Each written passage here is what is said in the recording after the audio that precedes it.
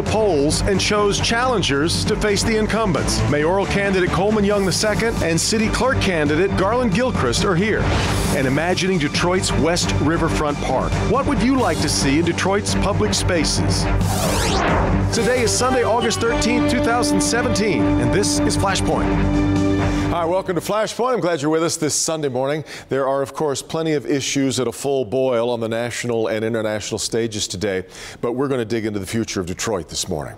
Tuesday's primary had the kind of turnout that we might expect, just a little better than 1 out of every 10 voters made it to the polls. But as I pointed out last week, whatever the turnout, those voters were going to make some important decisions for the city.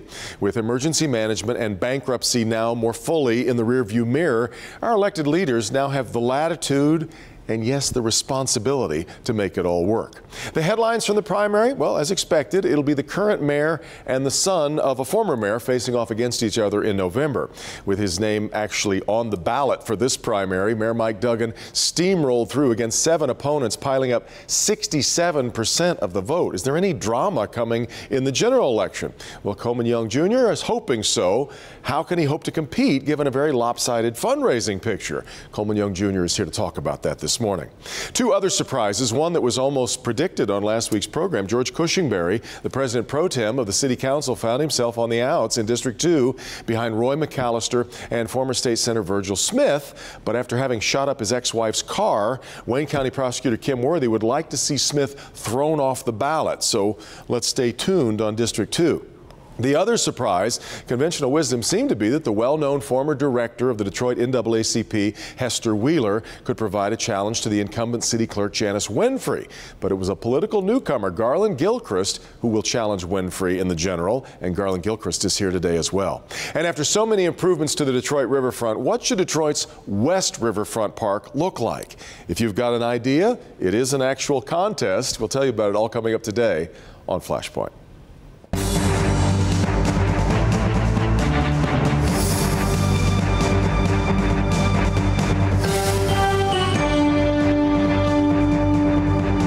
We're going to talk to those challenging incumbents in the upcoming election in Detroit. Following Tuesday's primary, it will be Mayor Duggan against Coleman Young Jr., who is back with us again this morning. And first off, congratulations on your finish the other night. Thank you, Devin. Always a pleasure to be here with you. Good to have you back with us. I want to talk, though, about what you expect to do now, because in a field of 8 candidates, it was pretty much a wipeout. 67% is a lot for Mayor Duggan. He is an incumbent, which has its own power, too. What do you do now to try and make up that gap? Well, look, first of all, the goal was for me to get to the top 2, and that's what I did. Yep. So I accomplished that. Secondly, only 10% of the people voted, so the majority of people in Detroit did not vote. We're going to have more voters who vote in the general. Well, so I'm very excited about that. Sad to say the majority of voters in Detroit won't vote the next time around, though, either, right? I mean, no. I mean, the general election is a completely different election. So I mean, turnout is going to be higher. You know, it will be. There's no doubt it will be higher. No. So I don't agree with that. I guess I'm taking a shot at turnout in general. Yeah, if you're saying that we should have more turnout, absolutely. But I think this just goes to Mayor Duggan's leadership. I think which is a bit oppressive, depressive, and suppressive. The fact that 48% of the city is living in poverty. The fact that 100,000 people have their water shut off. The fact that 47 people can qualify now today for food stamps in the city of Detroit. The fact that we only have mass transit that goes 3 miles when the average distance between someone who lives in Detroit and their job is more than 10 miles. And you have some people who walk 20 miles on average just to get to work. All of these factors, I think, really people just feel the government has abandoned them and they just don't believe in the system. That's why we need new leadership. That's why I'm running for mayor, and I believe I have the hand of God upon me to do this. The hand of God upon you to do this? That you feel like this is divine guidance? I feel like I'm blessed to be here. I feel like I'm blessed to make it this far, and I believe that God will bless me to win. You are going to need more financial blessings, I guess, when you get down to reality. The mayor has raised over $2 million for his campaign, has spent very little of it so far. No TV ads, I don't believe. Well, if you want to donate, Devin, I'll be more than gladly to accept whatever donations you want to give. But if I could be Flashpoint rules, right, no, I understand. But you've raised only about $22,000, which is not really enough to play with the big boys. But in all seriousness, I thank God for that $22,000. That $22,000 came from people who rubbed 2 nickels together, came from people who took their last $2, whatever they had, and instead of spending it on what they spent it on my campaign, and they believe in the causes of our campaign. I thank God for that. I thank God for those people. So let me say that first of all. Let me say it's a general election. We are where we are. I think all that's going to take care of itself. I'm very excited about what we're doing and the opportunities that we have. You understand, though, that, I mean, typically the people who raise the most money win elections. Now, you can decide whether one leads the other. That's not necessarily the case all the time. I mean, not all the time. Usually but you're going to need more money. That's why we need reform and the Citizens United decision and all that as well. Understood. As well. But you're going to need more money. Oh, yeah, but how are you going to do that? We definitely have a plan going right now. You know, we're reaching out to more people. We're calling people, and we're definitely seeing momentum. I don't expect that to be the same in the general. It's a completely different race. I think it's a clean slate. We got a lot of opportunities here to go out there and do what we need to do in order to win. You've focused exclusively on talking about what you don't believe is happening in the neighborhoods. Yeah. It's interesting, when I have the mayor on, or if I talk to any of his... I put up my plan, too, what I do. Yes. Yeah. But when I have the mayor on, or I talk to any of his lieutenants, they don't want to talk about downtown or midtown either. Right. They only want to talk about the neighborhoods. Well, that's the key term, Devin, is talk. What were they doing in the past 3 years since they've been in office? If he would have done in the past 3 years what he's trying to do now in the past 6 months, we'd be a totally different city right now. And I think it's just shameful that they've had billions of dollars going through downtown, and we don't have any new recreational centers. Billions of dollars flowing through downtown. But and this many people live in poverty, that's shameful. But that's not really fair, is it? Billions of dollars not controlled by the city. Right, but first of all, that's not true. But you make those decisions on people who are coming in here. You make those decisions in terms of the development projects they're having, and you also make decisions in terms of who get those jobs and how they get those jobs and the requirements necessary in order to come in here and invest. And you also have an obligation as a city to be an informational, informing campaign as well. You also could have raised the minimum wage to $15. You also could inform people about the EITC. You also could have had community benefits agreements with legally binding mandates that require that if you have developers that come into the city. And you don't believe any of that chases business off? Well, listen, there's a way in which you could do it. I don't see, we're going to have to walk and chew cornbread at the same time. There's a way in which you can say, listen, we want you to be able to come here and we want you to have your business. But at the same time, we can't have a city where 48% of the city is living in poverty. And it's also good for your business, because if more people have more money in their pocket, they're going to be able to spend in your business. They're going to be able to go downtown and go to the shops and go to the restaurants and go to the games. 48% of the city of Detroit right now can't participate in anything that's going on downtown because they can't afford it.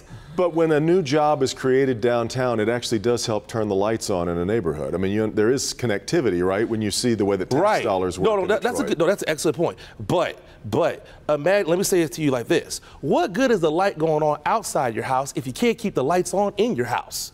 And that's what we need to change. Poverty is no doubt. But how are you planning to address that 48%? What do you do about poverty? Well, I just said, again, one, I want to have an office of opportunity. I think that's something that's very important, to coordinate the services of poverty fighting together. You know, Head Start and EITC and other such things, and Medicaid and Medicaid, not Medicare. Other such things, one. Secondly, what I also want to do is I want to be able to have an office of food. I think that's something that's very important, to be able to reduce food insecurity, which is like 27% in Wayne County right now. That's something that's very critical. Also, what I want to do is I want to raise the minimum wage to $15. We got too many people in the city. You got too many people who are overworked and underpaid, who work 2-3 jobs and still can't make ends meet. That's something that I think is very critical, as well as having community benefits agreements with legally binding mandates, as well as working with the partners in the labor community to be able to have job training and skilled trades taught at DPS. So the city, skilled trades, and DPS to educate our kids on the skills, so if they can't go to college, they can learn a skill and be able to get a job and opportunity. Just about out of time. We got to get to a break. But the last thing I wanted to ask you, I've heard some who fear that somehow race is going to be entered into this election. Does it matter to you that Mike Duggan is white? No, listen, that's God's plan. I'm not attacking Mike Duggan because he's white. I'm attacking Mike Duggan because he's corrupt. That's why I don't think he should be there. He's corrupt. He admitted to a federal crime on television, saying that he had a pre-bid meeting with contractors, and then those contractors were the only ones that got contracts. That's why I'm against Mike Duggan.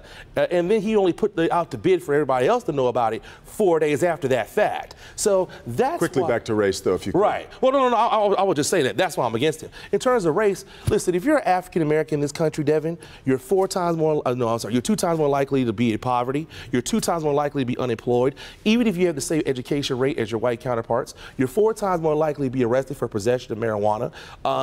If you go to college at the same rate as your white counterpart has 6 times more wealth than you do. You know, I mean, these are major issues that we're dealing with. You're 2 times more likely to be arrested in Detroit. These are major significant issues of the African American that you're dealing with as a normal day basis. And in this country, you are 76% of African Americans live within 30 miles of a coal-fired plant. It's environmental racism. It has to stop. We need Americans going to stand up for it. I got to get to a break. We do know there is going to be a debate between the two of you, and at least one, which is great news. And so we will see you again soon. 1, 3. I'll debate him in the penthouse and the outhouse, Devin. It don't matter where it is. I'm ready. We'll come back with another person who's going to challenge an incumbent in this election. We continue on Flashpoint after this. You know, it is tough to get a foothold in politics when you're running against those with a lot of name recognition or experience at the political game, but Garland Gilchrist muscled his way into the general election in the race for city clerk, and good to have Garland with us this morning. Thanks for being here. Thank you for having me, Devin. Congratulations on your second place finish. Thank you. I guess as somebody running for an office that was running the election, the first question I have for you is grade the way that the clerk's office handled the election. Well, I'm not happy with it, and a lot of voters aren't happy with it, and a lot of people who didn't vote aren't happy with it because the participation was so low. I mean, there was less than 15% participation in terms of voters. Is that the responsibility of the clerk, you think, to get more voters to the polls? It's the responsibility of the clerk to make the voting process work. I think that one of the reasons people don't participate in elections in Detroit is because they don't trust that the process works, and they're also not well informed about how the process should work. They don't know what's going to happen to their ballots when they cast it. They don't know what's going to happen to their absentee votes when they mail them back in. They don't know what's going to happen when they get to the polling location and don't know where to go and don't know what the ID requirements are. All this confusion leads to people wanting to check out of the process. Well, we certainly had a more antiquated system before that a lot of people felt was really yellowed around the edges, but now we've got new machines. This was the first election for those. Isn't that all stepping in the right direction toward what you're talking about? The machines don't fix the problem. I mean, when the state investigated the problems with the election in 2016, they found that human error due to inadequate training is what caused the problems. And I saw some of that in my own voting experience on Tuesday. When my wife and I went to vote with our children in the morning, my wife got mismatched information about what the ID requirements were because she left her license in our car. So the question really becomes, how are we training our poll workers? How do we make sure they're prepared, they know exactly what they need to know, exactly what they need to communicate to voters? And the fact that that doesn't happen consistently is part of why our system's been broken. You were the technology officer for the city of Detroit before. That's what brought you back home. I'm curious as to whether you see a day. Do we get to a day where I vote online? I mean, what is the future of technology in elections? Well, how do we get there? Well, I think that, well, first of all, to make that change requires a change in state law. So let's be clear about what the city clerk's responsibility is and what it isn't. But I think we can get to a point where voting and voter registration are more convenient, where being able to register for voting using online completely, that's something we can advocate for, so that it's something that people who use their cell phones all the time can use that to participate in the political process. We also can use technology, social media, the internet, text messaging to inform people about their choices as voters as well. One of the things that has been underutilized in city clerk's office is using technology, using the internet. The Department of Elections Facebook page hasn't been updated since 2013, but it would be safe to say that a majority of people in the city of Detroit use Facebook. We should put information where people are. That's how we start integrating technology into the voting process. We've had an awful lot of conversations about voter fraud on one end of the election, voter suppression on the other. What is the clerk's role in ferreting those problems out, and how big are both of them, you think? Well, when a polling place opens late, not when it was supposed to open, that's suppressing votes because the people who wanted to vote in that first hour were not able to do so. Yeah. So mismanagement of the voting and elections process is a form of suppression that needs to be beat back. So institutional suppression in that sense, then? Absolutely, absolutely. So I think that it's a tremendous problem in Detroit, and it's part of why people don't trust the system and don't participate. So what I'm offering is a set of solutions that are competent and that can fix those broken systems and fix those processes, can make sure that the poll workers who are working at the polls are adequately trained and informed to be able to serve our voters. So my concern is not fraud. My concern is having systems that work for voters in Detroit. Do you sense that there is a voter fraud problem at all? No, I don't. I mean, I think that that problem has been shown statistically to be about as common as UFO sightings in real life. So really, this isn't about voter fraud. This is about making sure that our voting system works and that people can participate in it. But we do have this backlog of voter records in the U.S. that still contains the names of people who passed away years ago, addresses that aren't complete, and all of that costs money to fix. Well, but it's a problem it's a data problem. When I worked for the city of Detroit, I fixed data and information systems to make them work well. I think we do need to make sure that our voter rolls are accurate. We have people who I met on the campaign trail. A man told me that his wife, who's been deceased for more than 10 years, gets an absentee ballot registration every year, even though she's been deceased for more than 10 years. We can do things like connect the system that tracks death certificates to our voter rolls. That is a data and information problem that someone who's not afraid of technology can step up and fix. And that's what I'm offering as city clerk. The issue of getting people to more people to vote. Let's go back to how do we get more people engaged in the process if we have, for whatever reason, people are despondent about the way the government responds to their issues in their lives. But what do we do to get more people to vote? Because the turnout was rather. Well, I think we need to start by so there's research that shows what it takes to get people to vote. And I think making voting more convenient is one of the biggest things we can do. Right now, there are so many Detroiters who live very close across the street, even from a polling place, yet they vote someplace that's almost 2 miles away. My polling location, is more than 1.8 miles from where I live. So we actually need to look at how we can move polling locations closer to where people live, because research shows if you vote within a mile of where you live, you're 10% more likely to cast a ballot. So we should reassign people to places that are closest to them. Last question. You did manage to come in second, which is what you needed to do, but Janice Winfrey also got more than 50% of the vote. You got a tall mountain to climb. What do you do? Well, I had a tall mountain to climb to get out of the primary deadline. Conventional wisdom said that I shouldn't be here. But what I showed is that there is a movement for change afoot in Detroit. 52% of people voted one way, but 48% of people said they wanted a new city clerk. I think it's about organizing that set of people who are ready for change and then reaching out to more voters during the election. Well, I'm hopeful to have you and the current city clerk on this program together. Those invitations are going out very soon. Garland, thank you very much for being here this morning. Thank you. Excited to be here. Thank you. What should the west part of Detroit's riverfront look like? That's next on Flashpoint. Welcome back. By just about any measure, Detroit's new riverfront has been an unqualified success. Be there on any fair summer night and you will find a real cross-section of people enjoying the walkway from downtown to Belle Isle. The next piece of transformation, though, goes westward. What are we going to do there? Happy to have with me this morning Mark Wallace, the head of the Detroit Riverfront Conservancy, and Vanita Sanders, who is part of the group that's been studying best practices and ideas elsewhere. You just got back from a field trip to Chicago, as a matter of fact. Yeah. Before we get to that, I want to go back to the fact, though, that this is a competition to design the next phase, right? That's right. We're really excited. So West Riverfront Park is a 22-acre site. If you've gone to the Red Wings games, it's a big open field. And we started to do things there, Touch a Truck, movies, Mill Pop Festival.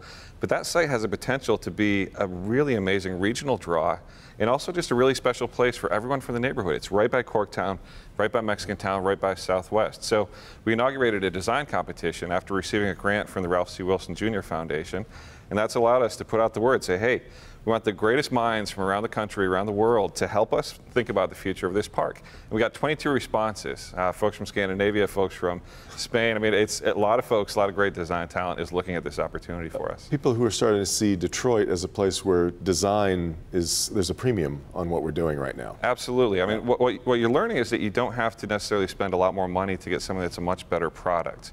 And really, this first step for us is listening to the community members. And that's how the East Riverfront became such a beloved space, and that's what we're hoping to do for the West Riverfront. So, Vanita, there've been, let's see, you've been to New Orleans, I think, or Philadelphia, in Chicago, and you just got back from Chicago on this journey. So, what did you bring back with you? What do you want to see there? Well, we went to several parks, very organized adventure, and it was an adventure. Because as many times I've been to Chicago, I've never been to their parks. It's always going for other reasons. Sure. But I like to see the vibrancy that they have there. I like the variety of things they had to do. And one of the things that the staff from the Riverfront Conservancy told us, which was good advice, and that is that what works for Chicago may not necessarily work for Detroit. And so they said, think about how we can get best practices for what's going on in Detroit that we can, that's going on in Chicago that we can transfer to Detroit. So it was a lot of activity, a lot of variety. It was just a really So I'm guessing that's already what you want to see in the West Riverfront Park is variety of things to do. Yes, a variety for sure, for things to do. Also would like to see a lot of coming together of the cultures, you know, because since we connect to the neighborhoods, as Mark mentioned, with Corktown, and so it would be nice if we just kind of meld together. That's one of the things, Mark, I have to say about my experience walking along the riverfront. It feels like a cultural cafeteria. You really see all kinds of different groups of different kinds of families. It has been sort of democratic that way so far. That's right, and that's a real focus. You know, our mission is to be a world-class gathering place for everyone. And that's exactly our main focus and our main point. If we had built a Riverwalk and it was just, you know, employees from the businesses, or it was just neighborhood people, or it was just kids, or it was just old folks, it wouldn't work. But it's special because of the people who are there. Exactly. What Vanita's talking about is that activation really draws people from all walks of life. And if you don't want to be in a city, then you don't have to be in a city. But if you're in an urban area, you want to be bumping up against people who are different from you. It's interesting. It stimulates creativity. Yes. It makes you think about different things, and it's really important. Well, it's interesting too, the welcoming nature that you need to try to create, because you're right. I don't know that I've been in a park in Chicago, but every time I go to New York, I feel like I'm supposed to go, you know, hang out in Central Park. It feels like I'm very welcome there. Yes. And I guess that's part of it, right? Yes, yes. I think what the thing I looked for when I was in Chicago was to see, again, all the different nationalities come together, the different demographics that Mark talked about. And in most cases, that was the case. Yeah. It was beautiful weather. It was just a wonderful, as you call it, field trip. It sounds like a fun thing to get to go do, though, really, yes, to kind of take all this in. So, Mark, ultimately, where do we go from here? Because you have some funding to get together still. That's right. We're looking forward to having a plan for the park first. And that plan is going to be informed by the field trips that we've taken. It's going to be informed by the community engagement that we do moving forward. But we're also assembling these design teams, and they're going to come up with some great ideas. We'll put those ideas in front of the community as well, and those ideas will help inform our processes. We're hoping to have the designs completed, presented by the end of this year, and then give feedback throughout next year, and hopefully be fundraising at the same time. As I told you up on Mackinac this year, though, you are now a victim of your own success. Because really, all the reviews on what you've done so far on the Riverwalk portion itself, on the riverfront, the bar has been set pretty high, to paraphrase Marty Morningwig. Well, it's a success because of our partnerships. We couldn't do this without the city planning department, Maurice Cox and his team. The mayor has just been a real amazing advocate of what we're doing on the East Riverfront. He's also very excited about the plans for the West Riverfront. I mean, his idea of one Detroit for everyone is really demonstrated in the riverfront, and it's great to see those messages. You're too cool to mention it here, but he's also got quite a business going building guitars out of reclaimed Detroit wood, and I know that's going really well too. So congratulations. Thank you both very much for being here. If you have not experienced the Detroit riverfront yet, there's plenty of summer nights left. Get out there and enjoy it. Meet the Press coming up next. See you next time on Flashpoint.